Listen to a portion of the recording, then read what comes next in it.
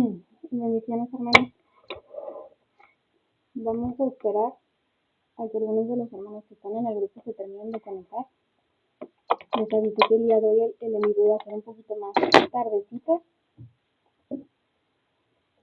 Y también les comenté que si no había ningún problema, que acuérdense que las clases están quedando grabadas en YouTube. El día de hoy vamos a ver un tema bien cortito porque sí me sigue doliendo mi garganta, pero para ya finalizar con esa primera parte del estudio que estamos teniendo desde este mes de enero.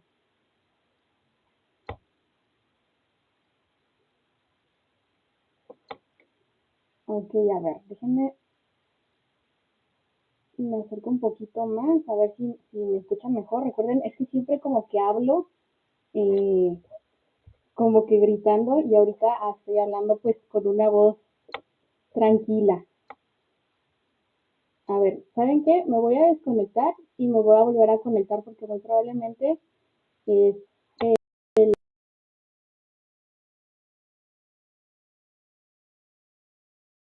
mejor.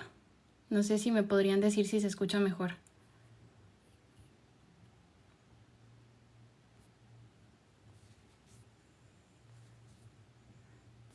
De alguno de los que estuvieron al inicio me puede decir si se escucha un poquito mejor. Ok, muy bien.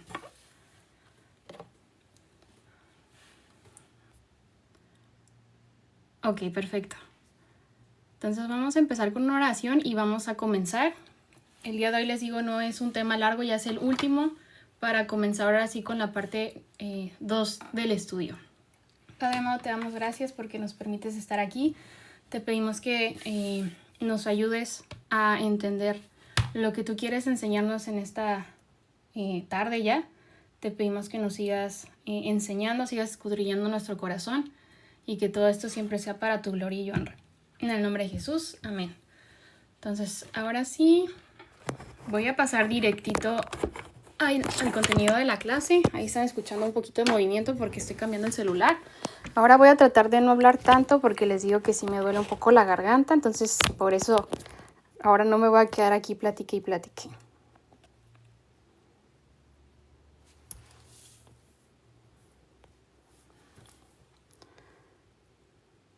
Muy bien, entonces el único tema que nos quedó pendiente, si ustedes se dan cuenta, es ya la introducción al Nuevo Testamento.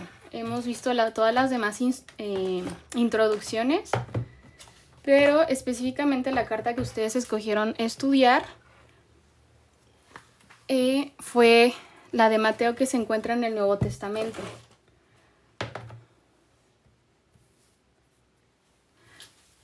Muy bien, entonces vamos a apoyarnos es que estoy leyendo todos los comentarios, por eso estoy aquí como leyendo y no hablando tanto. Vamos a irnos a la parte de específicamente el Nuevo Testamento. Esto fue lo que nos hace falta para ya empezar con la parte número 2.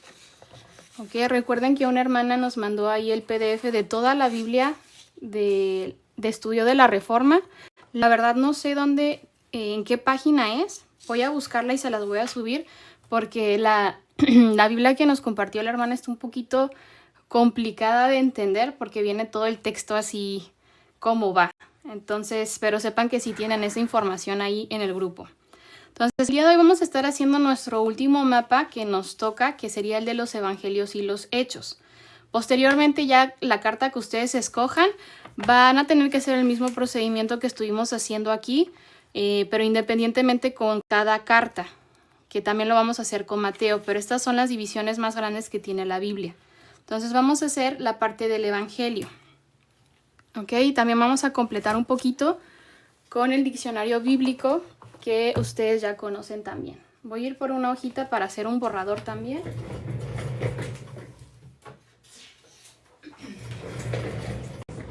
Entonces, el fin de la clase es tener nuestro último mapa mental o sinóptico o conceptual de la Biblia, para empezar ya con el estudio meramente. Entonces, les voy a leer aquí lo que ustedes van a poder encontrar en su Biblia.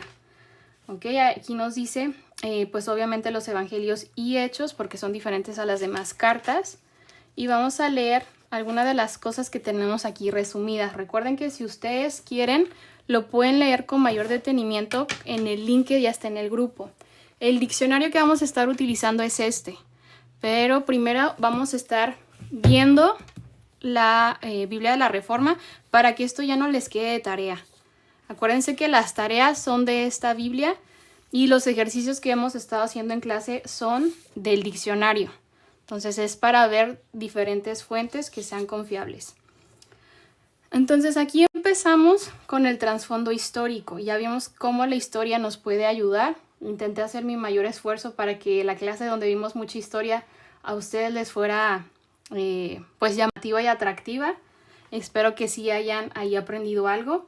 Entonces nos dice que cuando Jesús nació, acuérdense que Jesús nació en Belén, Augusto, sobrino y heredero de Julio César, era el gobernante de ese entonces, y Herodes el Grande era gobernador de Judea, y nosotros ya entendimos que Herodes el Grande pues estaba un poco amargado porque lo habían obligado a convertirse al judaísmo, si se acuerdan, que ahí estuvimos ahí con una confusión de todos los nombres, que era el primero, el segundo, el tercero, porque era el hijo del hijo del hijo y no le cambiaban el nombre, sino que nada más le iban poniendo primero, segundo y tercero.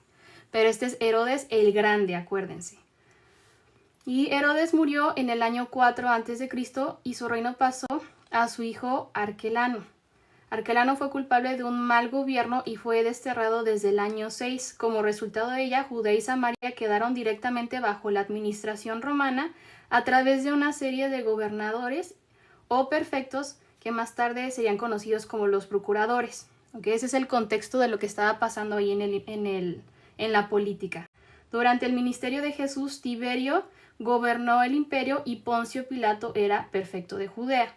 Entonces aquí nos dan diferentes gobernantes cuando Jesús nace y cuando está él haciendo su ministerio.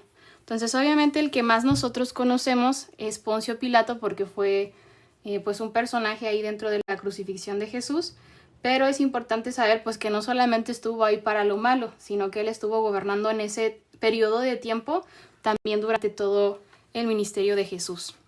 Entonces podríamos poner aquí, primero voy a hacer el borrador de los evangelios. Y los hechos. Y vamos a poner aquí un... Ay, este me está estorbando. Un puntito de gobierno. Y vamos a poner... cuando Jesús nace...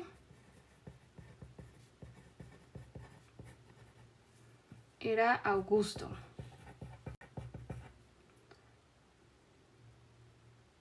Y Herodes el Grande.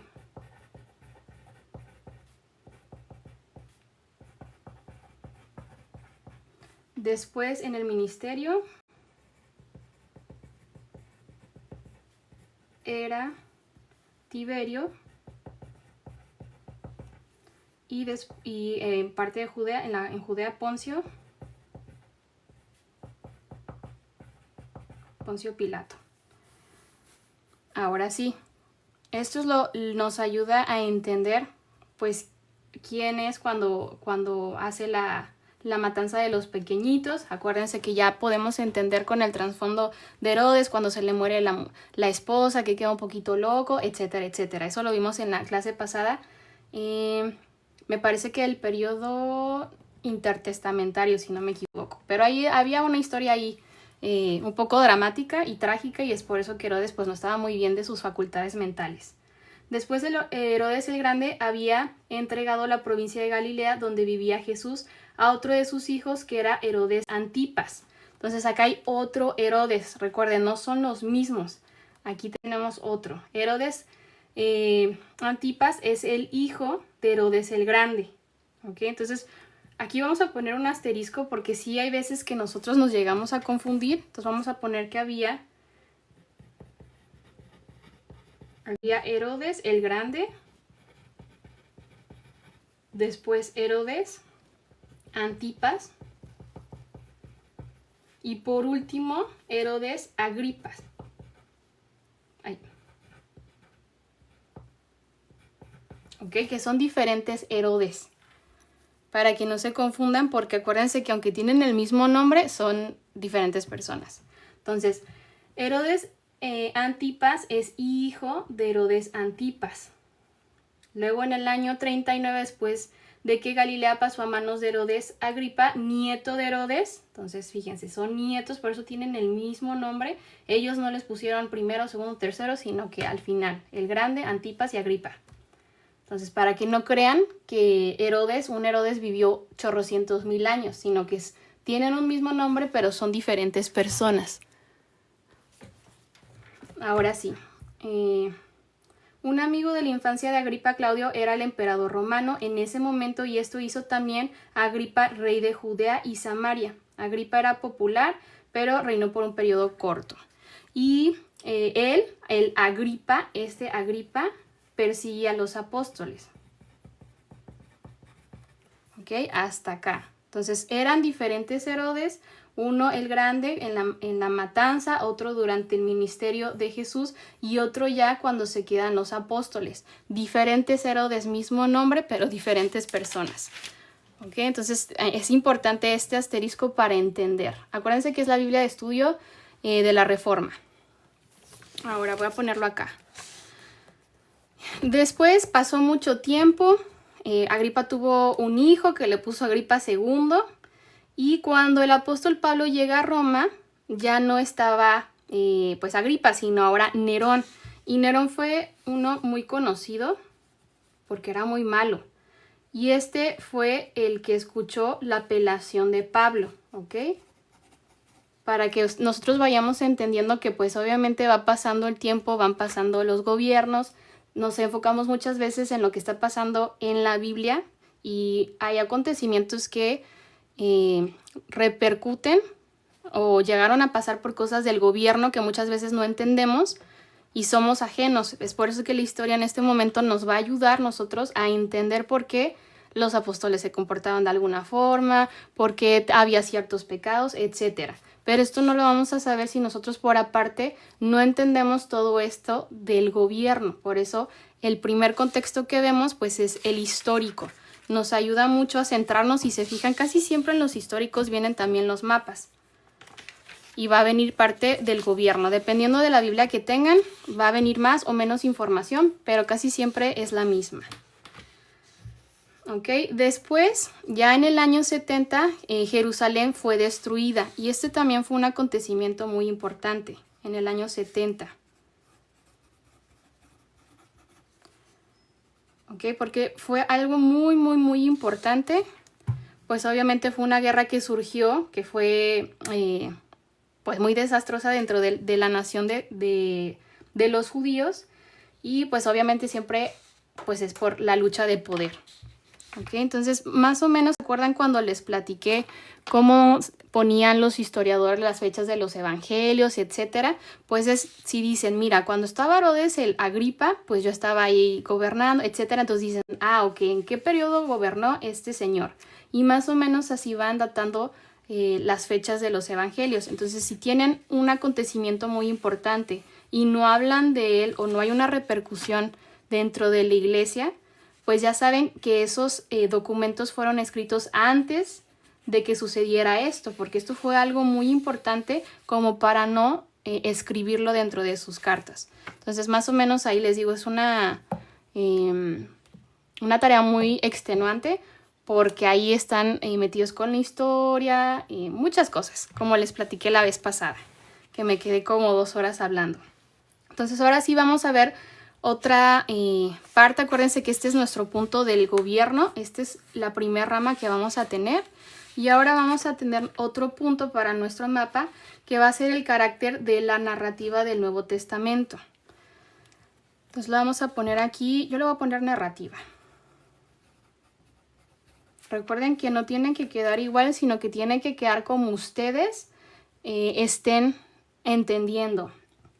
Sí, ese es Reina Valera, 1960. Pero acuérdense que esto no es, no estamos leyendo, o sea, las escrituras, estamos leyendo el contexto. Por eso, si no lo encuentran en su Biblia es porque es algo aparte. Esto no son los versículos, no son los libros. Ahora sí, vamos acá. al igual que los escritos de históricos del Antiguo Testamento, que fue ya lo que vimos y dividimos mucho, vimos los históricos, los sapiensales, la poesía hebrea, pues también estos tienen sus ramas, sus estudios. No nos proporcionan todos los detalles históricos que podrían interesarnos, como por ejemplo, pues quién estaba gobernando, eso era importante, pero no muchos de estos escritos lo tienen. Pero su propósito es dar un testimonio confiable y una interpretación de los actos redentores de Dios para cumplir con su propósito del pacto para con su pueblo. Entonces no nos van a dar toda la información que queremos, porque obviamente tenemos que tener en cuenta que esto sirve para dar un testimonio confiable de los actos redentores de Dios con su pueblo, no de todo lo demás, porque no cabría. Entonces, ¿cuál es la narrativa específicamente y estrictamente? Es un testimonio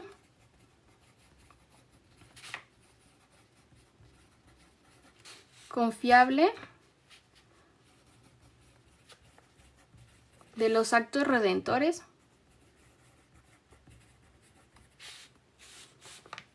de Dios para cumplir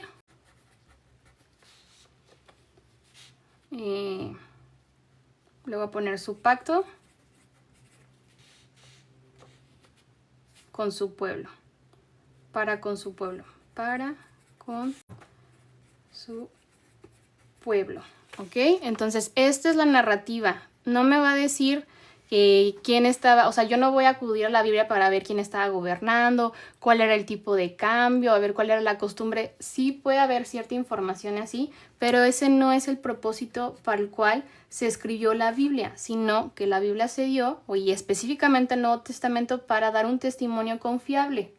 ¿De quién? De Dios, que cumple sus promesas con su pueblo, ¿ok? Con su pueblo. Entonces pasan muchas cosas después. Y aquí nos da más información, que no son, los evangelios no son biografías, no hay que verlas como biografías, porque aquí nos dice que no todos hablan de la infancia de Jesús, de su nacimiento, etcétera, y eso depende del estilo de escritura de cada autor. Ustedes acuérdense que tienen esta misma información y pueden profundizar. Entonces, es claro que estos libros no fueron escritos para satisfacer nuestra curiosidad sobre cada detalle del periodo que cubren, sino para proclamar un mensaje. Y eso es lo que pasa cuando a veces decimos, ¿y por qué no decías y esto me ayudaría a mí a entender? Y esto sí, ya sabemos que nos ayuda a entender, saber todo, pero nosotros no necesitamos saber para aprender a confiar. Entonces aquí es cuando personas como nosotros, bueno, no nosotros, la mayoría con las que he hablado, son igual de preguntonas, son igual de perfeccionistas y quieren saber absolutamente todo. Y obviamente absolutamente todo no va a venir en la Biblia. ¿Por qué? Porque nada más va a dar un testimonio confiable de Dios para con su pueblo. Si quisiéramos que nos dijera ahí, Sharon, por favor, deja de hacer esto, etcétera, pero no va a venir porque no se trata de mí, sino de la historia y un testimonio confiable de Dios para con su pueblo. Y eso es lo que tenemos que empezar a entender. Toda la información que está aquí es suficiente, es la necesaria, es la palabra de Dios para dar testimonio de sí mismo que Él cumple su pacto con su pueblo. No para resolverme la vida a mí. Muchas veces sí voy a encontrar la respuesta aquí, pero no es para eso. Hay que tenerlo en cuenta, porque luego nos frustramos. Es que ¿por qué no viene aquí? A ver, pero es que ¿para qué se escribió la Biblia? O sea, para transformarte y eso, pero para darte pruebas, para que todo esto tú no tengas ninguna excusa de que nadie te dijo, que no te habían, que no entendiste, etcétera. Ya habíamos hablado por qué Dios decidió revelarse así, de una manera escrita, por qué no en lenguaje de planta o en lenguaje de delfín, porque se decidió revelarse a nosotros los hombres. Y esta es una forma, la manera escrita, de conservar las palabras o los acontecimientos de mejor manera que la oral, etcétera. Por eso Dios decidió establecer este método. Y ustedes tienen problemas así como Job, váyanse con el Señor y ahí que platique con ustedes si tienen algún problema. Ahora sí, fíjense, Lucas nos presenta, acuérdense, ahí dice, un estudio como meticuloso, obviamente lo entendamos porque era médico, de testigos oculares, para que tengamos la certeza pues de que eso, o sea, ahí dice, ¿no? Ah, yo Teófilo te presento aquí de manera sistemática aquí para que tú sepas todo esto, ¿no? Entonces Lucas utiliza muchos testigos oculares. Como buen médico, él era como, no, algo que sea confiable, a ver, testigos, ¿qué pasó? Y aquí, y a la hora, y aquí estaba no sé quién, para que tenga sustento. Después, Juan nos dice que pudo haber escrito mucho más sobre Jesús, pero el evangelio y eventos y enseñanzas específicas del ministerio de Cristo para que, ¿cuál es el fin de Juan? Proporcionar evidencia de que Jesús es el Hijo de Dios. ¿Ok? Jesús es el Hijo de Dios. Y ahora, Mateo y Marcos tienen propósitos similares, aunque Mateo se enfoca en demostrar que Jesús es el Mesías judío. Y eso lo podemos ver muchísimo porque dice, y entonces para que se cumpliera, cita muchas veces el Antiguo Testamento porque ahí estaba diciendo eso que ya había estado ahí en el Antiguo Testamento, ese Mesías que nosotros esperamos es Cristo. Por eso vemos tantas citas en el Evangelio de Mateo y Marcos. Entonces aquí nos dice que Jesús es el Mesías judío. Y Marcos escribe, parece que escribe como una audiencia romana. ¿Okay? Entonces aquí vamos a poner Marcos como una audiencia.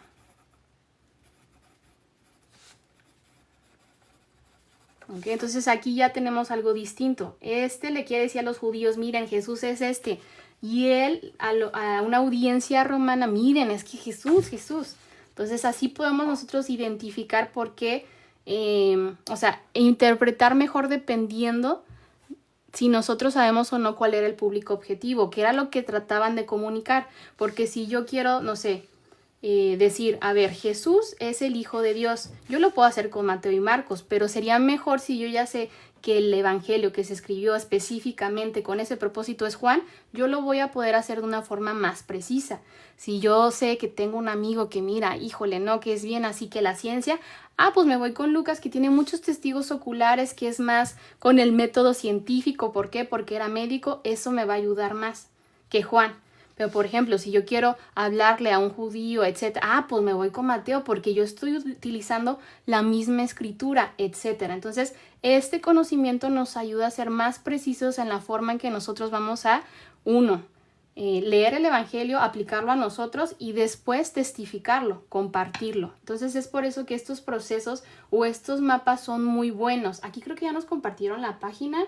Es la página 4394 en la Biblia de la Reforma, que está en digital para que ustedes puedan ahí verla. Por si quieren profundizar e ir leyendo conmigo, ahí lo pueden hacer. Acuérdense que el archivo está en el grupo de WhatsApp.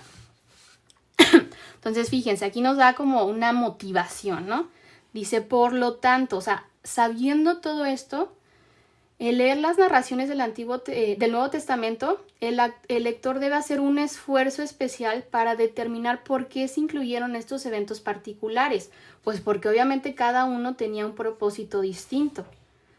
Un detalle que podría parecer insignificante a primera vista, por ejemplo, el voto de Pablo registrado en Hechos 18:18, podría resultar bastante significativo en Hechos 21, 20, 24. ¿Por qué? Pues porque fueron escritos por el mismo persona y por eso, como eso fue algo decisivo en la historia que él está contando, pues por eso es importante algo bien pequeñito que quizás los otros evangelios no presentan, porque igual y ya no hablan de ese suceso. Entonces hay que entender los propósitos de cada evangelio, de cada carta, de cada libro dentro de la Biblia. Por eso es importantísimo estudiar los contextos históricos, literarios, etcétera, etcétera, que es lo que estamos haciendo antes de estudiar. ¿Cómo se llama eso que usted está haciendo? Estamos investigando los contextos. Ahorita ya vimos el contexto histórico y ahorita estamos viendo en el carácter de la narrativa de los evangelios y de Hechos. Esto es hacer, pues sí, los contextos previos a estudiar una carta. Porque yo ya entro a la carta, pero sabiendo qué estaba pasando. Y una vez que yo sé qué está pasando, puedo interpretar de mejor manera. Ahora sí, vamos a hablar un poquito de los libros sinópticos que ya vimos y profundizamos en la clase pasada. Ya vimos que los evangelios sinópticos significan con la misma óptica que son 3 evangelios, Mateo, Marcos y Lucas. Juan queda aparte, eso ya lo vimos la clase pasada. Si no lo han visto, vean la clase pasada.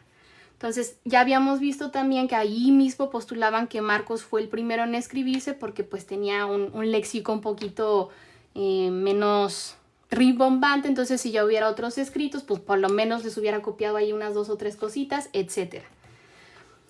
Y luego aquí ya nos habla de otra cosa que también es interesante, de un documento que esto ya pues es como más para los que sí les interesa la historia demasiado y así como que la fuente, que había otra fuente, que esta teoría es la teoría de las 2 fuentes. Ese documento se le dicen el Q o el Quill y pues nos da muchísima más información, así como a ver, pero ¿por qué yo sé que no les faltó ningún detalle y no sé qué? Ah, pues esta teoría nos ayuda, no, pues es que mira, ahí las fuentes, etcétera, etcétera. Ustedes pueden profundizar más en esto, les recuerdo, con un estudio de bibliología. Si a ustedes les interesa saber más sobre cómo se hizo la Biblia, por qué es confiable, etcétera, la bibliología va a responder muchas de sus dudas.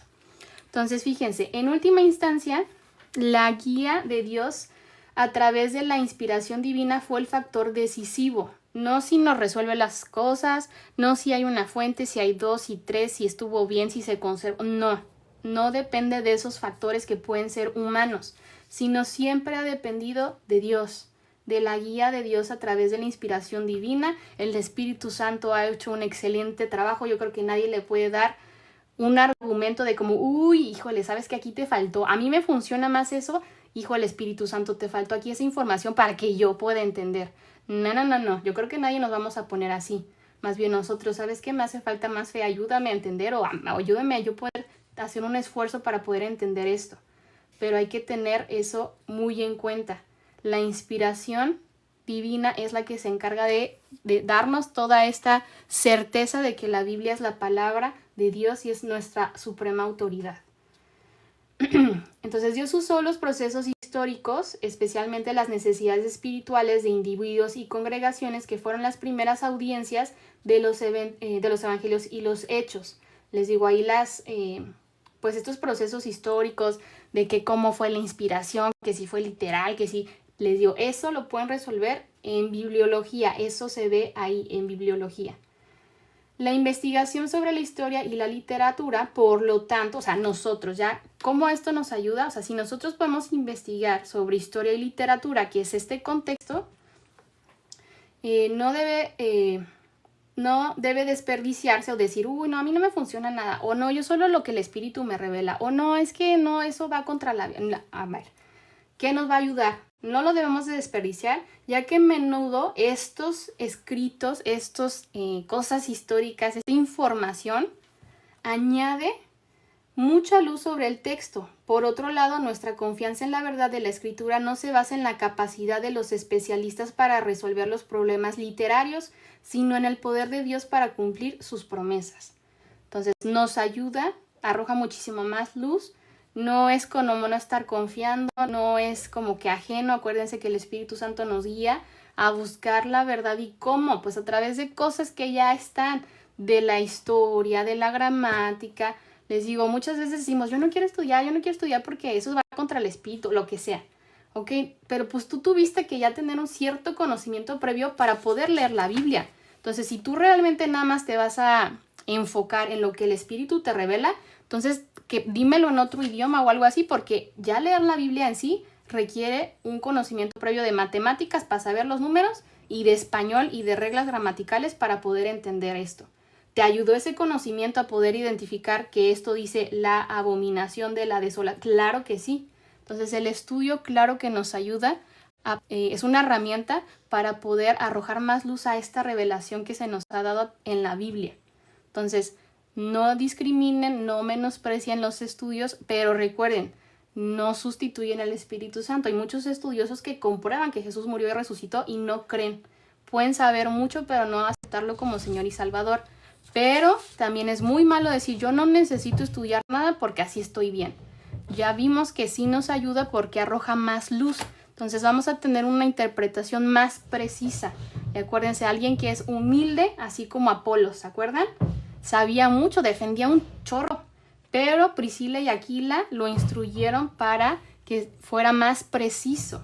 Entonces, ¿eso cómo lo hicieron? Mira, te voy a completar todo lo que tú sabes, está bien, pero hay que completarle, hay que ir siendo más, pues sí, intensivos, no, intencionales en encontrar lo que el autor quiso decir para poder interpretar mejor y no nada más ahí yo estarle componiendo medio ahí lo que yo entiendo. Es por eso que sí nos ayuda mucho y no se opone nada al Espíritu Santo, sino que el Espíritu Santo nos guía a estudiar más para comprenderle mejor. Si todo el tiempo le estás diciendo, es que no entiendo, ¿qué quieres que haga, Dios? Y el Espíritu Santo, pues estúdiale, mijo, o lee la Biblia.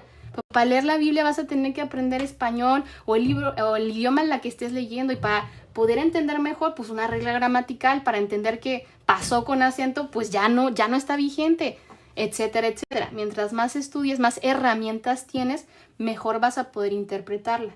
Tú, porque la palabra es suficiente, pero los que estamos ahí medio fallos somos nosotros. Y el Espíritu Santo nos va capacitando y capacitando cada vez mejor. Entonces, les digo, no hay que menospreciar estas cosas porque son muy útiles. No le hagan como yo, que nos dieron un chorro de cursos y yo estaba presente pero ausente. Y luego los tuve que volver a cursar porque no puse atención, ¿verdad? Ahora sí, nos vamos a pasar para añadir una información adicional.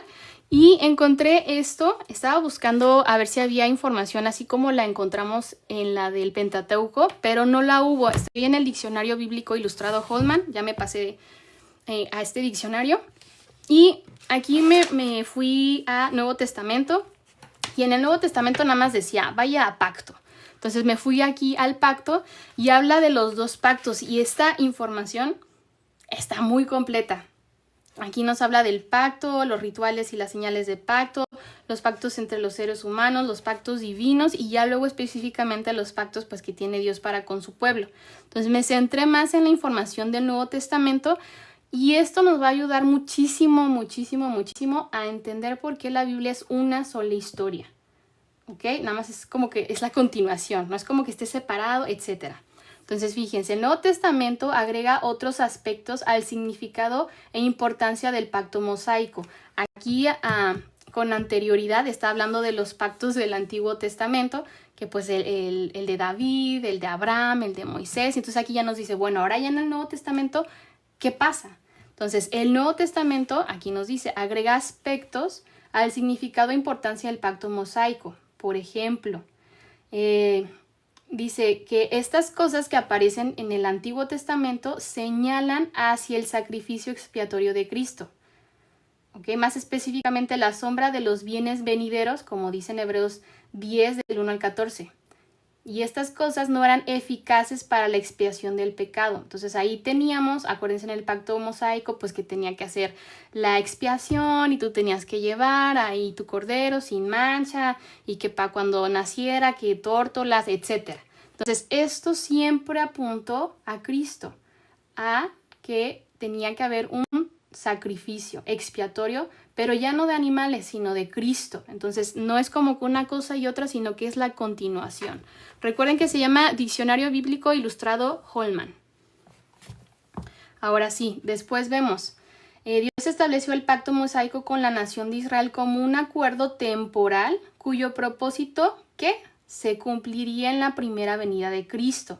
Entonces, este pacto siempre nos está apuntando a Cristo. Se va a cumplir cuando Cristo venga. Están aquí, pero no es suficiente. Cristo va a ser el suficiente. Entonces, esto, además, o sea, aquí pone, el propósito de este pacto, o sea, de la ley, era que la ley nos sirviera como, y fíjense, un apoyo para llevarnos a Cristo. Y cumple su propósito. Nada más que a veces nosotros como que nos desviamos. ¿Y cómo hace? O sea, ¿cómo nos acerca a Cristo? Lo hace al presentar las demandas justas de Dios que los pecadores, o sea, nosotros somos incapaces de cumplir. Jamás vamos a poder cumplir con los mandamientos. Acuérdense que no son solo 10 mandamientos. Y ni siquiera esos los cumplimos. O sea, no codiciar, no, o sea, no los cumplimos. Entonces, ese pacto imposible de cumplir nos ayuda a fijarnos. No puedo, o sea, no se puede. ¿Quién sí lo puede cumplir? Cristo. Nos va a ayudar a saber que necesitamos un Salvador. Pero como somos tan egoístas y no nos gusta perder, decimos, no, yo sí lo puedo cumplir. Delante de Dios yo soy bueno. Y pues no. Entonces, fíjense. Son incapaces de cumplir y que al quebrantarlas llevan a la ira divina. O sea, si nosotros realmente estamos conscientes, no cumplimos estas cosas y vamos derecho al infierno. Al darnos cuenta de nuestra incapacidad, pero esto es importantísimo, al darte cuenta, pero si tú te crees bueno, santo, justo, porque no eres tan malo como los demás, pues ahí como que hay un problema. Por eso no aceptamos a Cristo, porque todavía no nos vemos como pecadores. Pero una vez que nos damos cuenta de nuestra incapacidad delante de la ley, los pecadores ya arrepentidos tal vez vean la necesidad de un Salvador y sean conducidos a Cristo. Entonces, estos mandamientos nos hacen ver que, o sea, siendo sinceros, no los podemos cumplir. Entonces, yo necesito buscar a alguien, a un Salvador, y ese Salvador es Cristo. Entonces, la ley nos apunta o nos lleva, acuérdense que era nuestro apoyo para llevarnos a Cristo. Y lo hace, nada más que a veces nosotros queremos cumplirlo. Esto se llama pues evangelio de obras. Yo creo que yo puedo ayudarle ahí, etcétera, porque yo soy ahí acepto, como lo que yo le quiero ofrecer, pues sí le va a gustar, etcétera. ¿Ok? Ok, voy a intentar hablar un poquito más alto. Es que acuérdense que estoy un poco enferma, por eso ahora no estoy medio gritando. Por eso igual y escuchan un poquito menos. Voy a tratar de hablar todavía un poquito más alto. Ok, entonces después vemos que pues hay diferentes pactos, que está el de David, el de Abraham, el de Moisés. Y a estos pactos se les diferencia del antiguo pacto, o sea, el nuevo pacto, del pacto mosaico, y promete varias bendiciones que el anterior no podía proveer. La regeneración o nuevo nacimiento, eso no está en el pacto pasado, sino en el nuevo. El perdón, y fíjense, completo. Si la ley nos pudiera dar un perdón completo, no necesitaríamos estar ahí cada año con la expiación. No, eso no lo puede cumplir el pasado. Por eso es necesario el nuevo, que ya promete por completo el perdón, la regeneración, el nuevo nacimiento, el perdón por completo de los pecados y un conocimiento íntimo de Dios y la seguridad de que este nuevo pacto es inquebrantable. Y esto de un conocimiento íntimo, pues ya lo había hablado Jeremías y Ezequiel, cuando dice, les daré un corazón nuevo y pondré su espíritu, uno nuevo dentro de usted, etcétera, ¿no? O en Jeremías, cuando dice, daré mi ley en su mente y le escribiré en su corazón. Todo eso nos apuntaba a este nuevo pacto. Jesús anuncia el cumplimiento del nuevo pacto cuando instituye la cena del Señor. Por eso es importante. Y esta cena del Señor simboliza la muerte sustitutoria de Jesús en la cruz. En el nuevo pacto, Cristo cumple las promesas y los propósitos de los pactos anteriores. Entonces ya se cumplió, como él dijo. Yo no vine a abolir la ley, sino a cumplirla. Y Cristo la pudo cumplir, por eso ya no es necesaria cumplirla. ¿Es muy buena? Claro que sí. No matamos, no robamos, no decimos, son muy buenas. Pero eso no nos van a dar la salvación. Entonces ya Cristo cumplió. Entonces ya no es necesario que tú lo hagas para salvación. Es muy bueno porque las reglas nos ayudan aquí a nosotros, a los simples mortales, pero si tú lo haces con la intención de agradar más a Dios, no puedes agradar más a Dios cumpliendo algo. Y no vas a dejar de agradar a Dios si estás en Cristo, si dejas de hacer algo, porque no es por obras, es por gracia. Entonces les digo, ahí cuando ya en la práctica muchas veces sí le queremos ayudar a Dios y seguimos bajo el pacto pasado. Entonces, Cristo es la simiente de la mujer que nos dice ahí en Abraham. Él es la simiente de Abraham que bendecirá a todas las naciones. Él es la meta de la ley mosaica. ¿Quién? Cristo. Cristo es el rey que se sienta para siempre en el trono de David, que cumple el pacto que hace con David. Más aún, como Cristo es el Emmanuel, que es Dios con nosotros, consuma el tema compartido por todos los pactos, o sea, todos los pactos que se hicieron en la Biblia son para que Dios sea nuestro Dios y nosotros seamos su pueblo. Entonces, este pacto de Emmanuel, Cristo cumple por completo eso. Ahora en Él sí podemos estar delante de Dios, ahora somos aceptos, ahora cuando ya nos llama a su presencia, vamos a estar ahí todos gozosos delante de Él. Entonces, Cristo es la historia central, no nosotros. Entonces, todos estos pactos nos ayudan, uno, a darme cuenta que yo no puedo, que necesito a Cristo. Dos, pues que ya está sentado a la diestra del Padre Cristo que va a gobernar. Y después que va a venir por nosotros. Entonces, todos estos siempre hablaban de Cristo. ¿Se acuerdan del video que les mandé ahí en el WhatsApp? No sé si los vieron, el del gato con botas. Que nosotros estábamos ahí leyendo, viendo la película en ese sentido. Y Cristo siempre estuvo ahí. Nosotros no nos dábamos cuenta, pero ahí estaba. Entonces, siempre se habló de Cristo, nada más que a veces nosotros como que pues no entendíamos. Ya cuando nos explican, sí es cierto. Y eso es lo que pasa. Entonces, ahora sí, ¿cómo se unen estos dos pactos? Porque es una sola historia. Cada pacto forma una nueva fase de un plan divino general. ¿Ok? Es que a veces como que no lo entendemos y ese plan general se llama redención. El plan general es la redención, que tenía dos fases.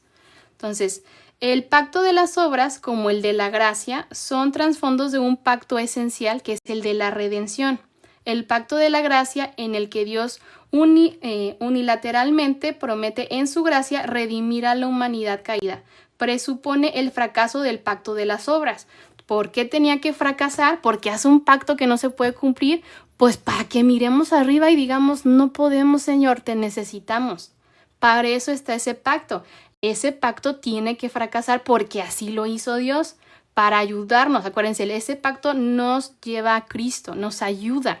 Entonces, por eso ese pacto no se puede cumplir. Y si tú la estás tratando de cumplir, te digo, ahorita, de una vez, no pierdas tu tiempo. No lo vas a poder cumplir. Ese es el chiste de ese pacto. Que tú digas, no lo puedo cumplir, necesito a alguien. Y ese alguien es Cristo. Entonces, ahora sí, después... ambos pactos dependen de un pacto eterno que Dios hace, o sea, Dios Padre hace con Dios Hijo de redimir los pecadores del pecado, la desdicha y la miseria. Desde la eternidad, ese plan ya está hecho desde la eternidad. Dios promete dar salvación a una raza humana pecadora. Esa promesa requería en la historia el establecimiento de dos pactos, uno de obras y otro de gracia. Uno que iba a fracasar para que entendiéramos que necesitamos la gracia. Y aquí nos dicen los pactos, ¿no? O sea, que en Noé, con el pacto con Noé, persevera la destrucción de la raza humana a fin de que la simiente de la mujer pudiera nacer. O sea, como, si se le olvidó, mira, que desde el inicio nos dijo con Eva que iban a, o sea, que de su descendencia ahí iba a estar y que el que naciera le iba a morder ahí la punta del calcañá y no sé qué, y acá, se le olvidó. No. Lo está cumpliendo. A través de Noé cumple esa promesa, a pesar de que merecimos morir todos. Siempre se acuerda de sus promesas y las cumple. Entonces, por eso Noé halló gracia. Después, con el pacto con Abraham, también surge el pacto de la gracia al crear una descendencia histórica a través de la cual vendría la simiente prometida. Entonces, fíjense, aquí lo importante no es Noé, sino que se cumple el pacto para que llegue la simiente, y esa simiente es Cristo. Y aquí, ¿quién es la simiente prometida? Cristo.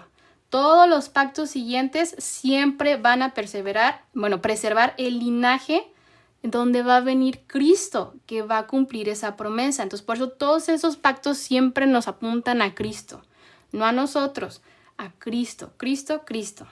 Dios estableció un acuerdo en el que toda la humanidad podía ver su incapacidad para vivir a la altura del pacto de las obras y de este modo darse cuenta de que necesitaban un Salvador. Para eso está hecho, pero les digo, somos bien duros o no sé qué nos pasa, que no vemos nuestra incapacidad o sí la vemos y la ocultamos. No, es que sabes que yo estoy bien así, porque si yo acepto que sí existe Dios, pues sí quiere decir que tengo que cumplir todo eso. O sea, no sé por qué se engañan así. No, mijo, es que si tú crees eso, vas a estar consciente de que no puedes cumplir eso, no lo tienes que cumplir porque no lo puedes cumplir. Más bien debes de ser humilde y decir necesito a alguien. Pero en general yo no sé por qué cuando nosotros decimos no, pues es que mira, ven a Dios y dice no, porque son bien amargados, tienen que cumplir muchas reglas. Y tú dices, obvio sí, ¿no? Pero pues las cumples de todas formas cuando vas al trabajo, a la escuela, en un restaurante, o sea, no haces lo que tú quieres. Pero ¿y por qué con Cristo, el que sí te está diciendo, mira, pásame tu carga, tú no lo puedes cumplir, tú solo lo que tienes que decir es no puedo, ayúdame? Y no le pedimos ayuda. Es algo como que bien raro. Bueno, a mí me sorprende. Entonces, ya después de vemos que dentro del contexto de la nación de Israel, Dios también estableció el pacto davídico, que promete la monarquía divina mediante la cual Dios gobernará a su pueblo redimido por toda la eternidad. Y adivinen quién está sentado en el trono. Pues Cristo, también se cumple este pacto con Cristo. Con la gracia, con la vida, se cumple el pacto davídico con la vida, la muerte, la resurrección y la ascensión de Jesucristo, que es la simiente prometida de este pacto. Por lo tanto, en la revelación progresiva de estos pactos podemos observar la revelación, acuérdense, del plan, el plan eterno unificado. Necesitamos la parte 1 que fracasara para darnos cuenta que necesitamos a Cristo. Pero siempre desde un inicio fue Cristo. Cristo era la respuesta, Cristo es la solución. Los pactos divinos están diseñados para llevar a la humanidad, o sea, nosotros, caídos, a una relación íntima y personal con Dios. Por eso primero, a ver, mijita, no puedes. Y ya después, cuando ya necesites a alguien, yo te voy a ayudar, te voy a limpiar y ahora sí, venga, chepa acá porque ya está limpiecita. Pero si no nos damos cuenta que no somos capaces de cumplir, pues siempre vamos a estar con una distancia enorme del pecado en nosotros. Y no vamos a poder estar con eso que tanto anhelamos, o sea, con Dios, ¿no? Porque si estamos intentando cumplir algo para salvación, pues no se puede. Entonces, Cristo encarna el nuevo pacto, la forma consumada de este principio. O sea, Cristo lo hace posible, Cristo. La promesa del pacto de Dios se concretó de manera plena y definitiva, ¿ok? Bueno, más bien, en la segunda venida, perdón, en la cual nosotros vamos a poder habitar con Dios. Y aquí nos dice la cita, ¿no? He aquí el tabernáculo de Dios con los hombres, y Él morará con ellos, y ellos serán su pueblo, y Dios mismo estará con ellos como su Dios. Entonces ya en la segunda venida de Cristo, o sea, Cristo, es importante Cristo, vemos esa promesa al fin cumplida. Ya nosotros vamos a estar ahí con nuestro cuerpo glorificado, ya no va a haber lágrimas, ya no va a haber más pecados, más preocupaciones, y ahora sí, esta historia de la Biblia, de este pacto de redención, va a estar completamente hecho, plena y definitivamente.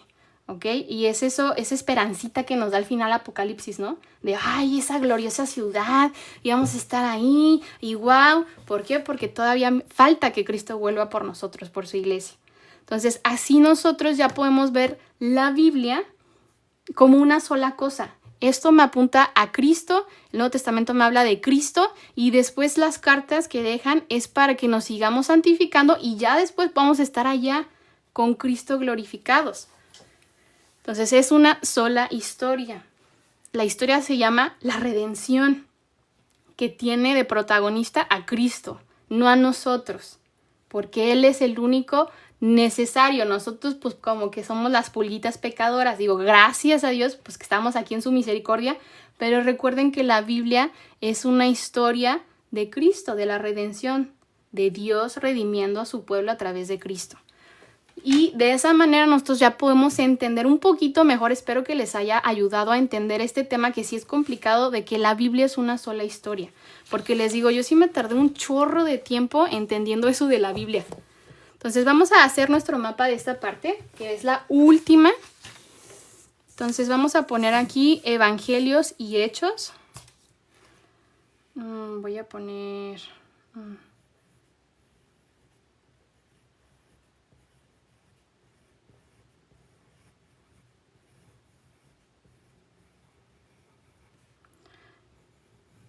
y Hechos, ¿verdad?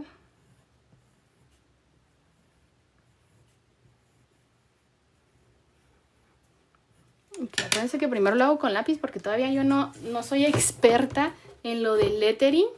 Entonces todavía me hace falta un poquito más de práctica. Yo creo que voy a hacer unos cuantos versículos más en guía, como el curso que tuvimos de lettering, para poder estar practicando. Yo no sé si alguien más también necesita estar practicando. Lo voy a hacer ahora en rojo.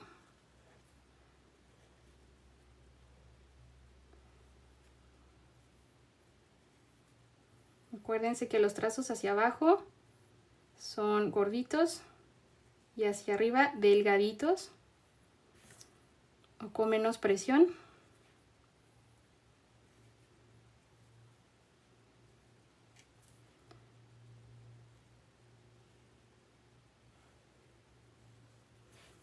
Y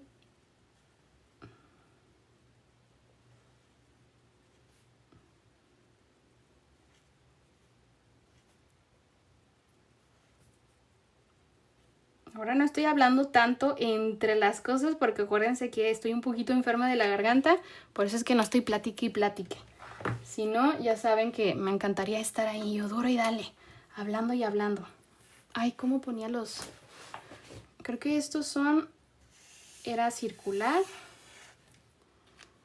Y aquí sí voy a poner...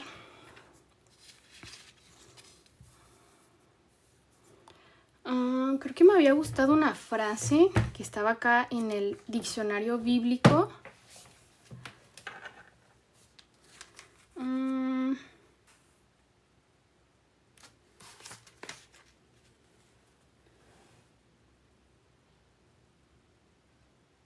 Voy a poner Cristo cumple. Aquí como, acuérdense que en los primeros teníamos un listoncito. Ay, ya no me acuerdo qué decía. Pues voy a poner Cristo cumple los pactos. Cristo... Ah, no, aquí dice, en el nuevo pacto, ustedes pueden o no poner esto. Pueden poner la frase que más les haya gustado aquí en el listoncito. En el nuevo pacto, Cristo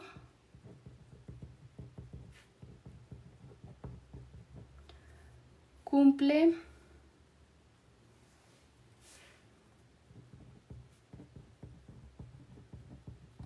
las promesas y los propósitos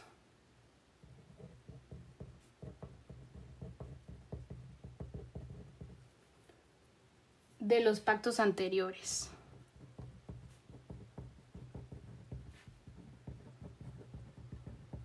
Entonces yo sabiendo que hay pactos anteriores quiere decir pues que necesito ir a ver cuáles pactos anteriores. Esos pactos anteriores se encuentran pues en el Antiguo Testamento. Entonces es por eso que aún estudiando yo el Nuevo Testamento tengo que saber qué es lo que estaba pasando en el Antiguo, porque no va aislado, no está solito. Ok, déjenme leo las preguntas.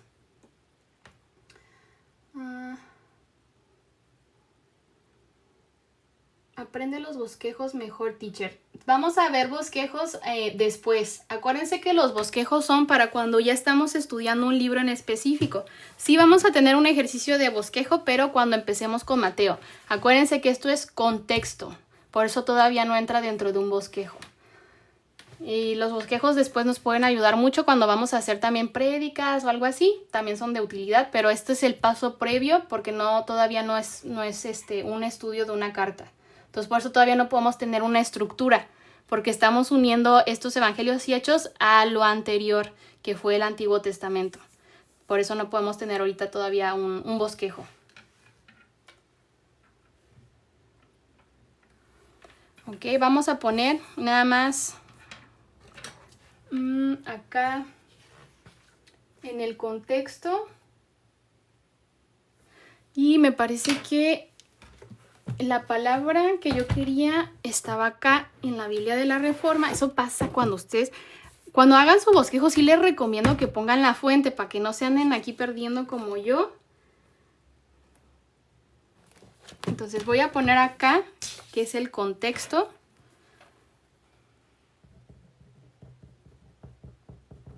Contexto.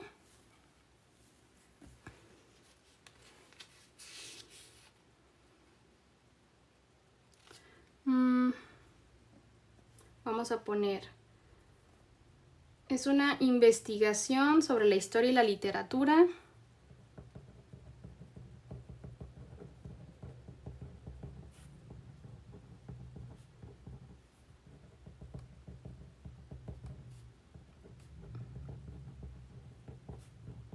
Literatura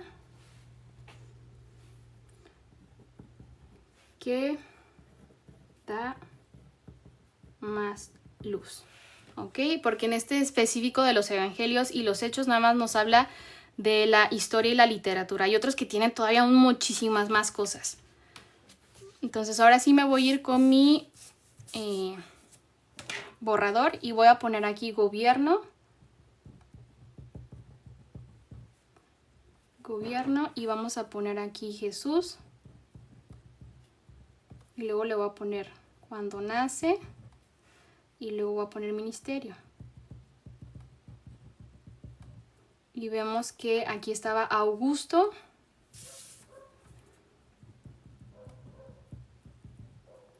Y Herodes el Grande, que es el que mata a los niños. Y cuando fue su ministerio estaba Tiberio y estaba Poncio Pilato.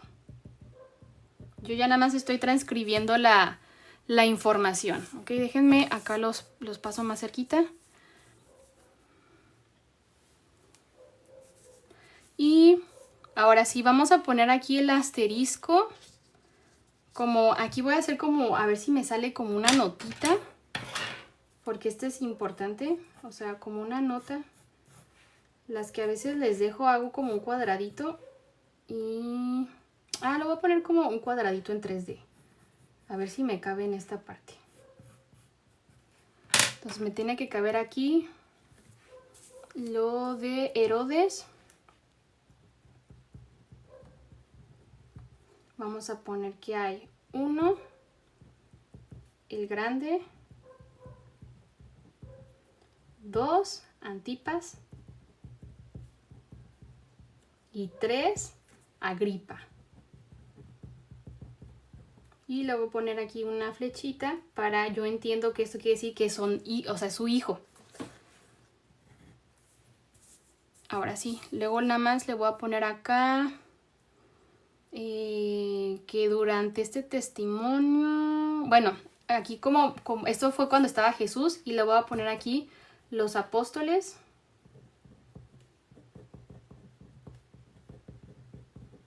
Tenían a Nerón, el terrible, ¿no? Lo conocían. Y también durante este periodo, en el año 70 después de Cristo, Jerusalén, ¿cómo decía? Yo no me le puse Jerusalén, pero es la destrucción de Jerusalén. Jerusalén fue destruida. Voy a poner aquí.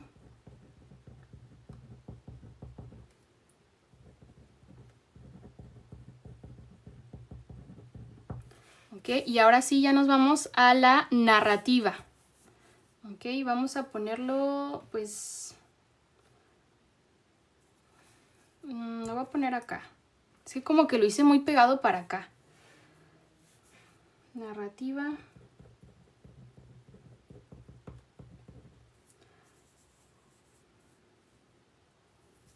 Y yo creo que lo voy a jalar hasta como para acá. Porque si no me va a quedar un chorro de espacio aquí.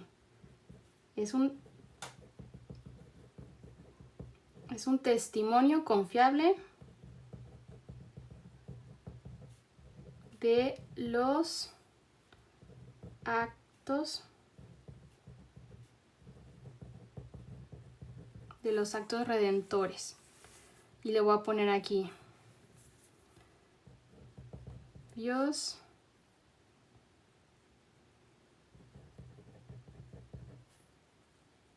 su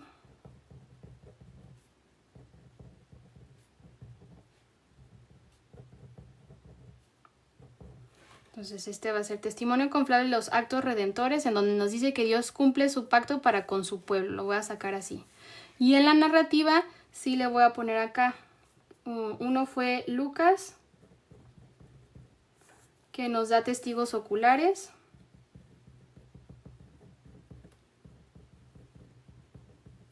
El otro es Juan, que nos dice que Jesús es el Hijo de Dios.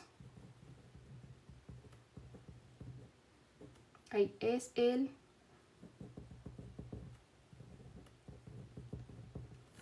Luego Mateo, que nos dice Jesús es el Mesías judío.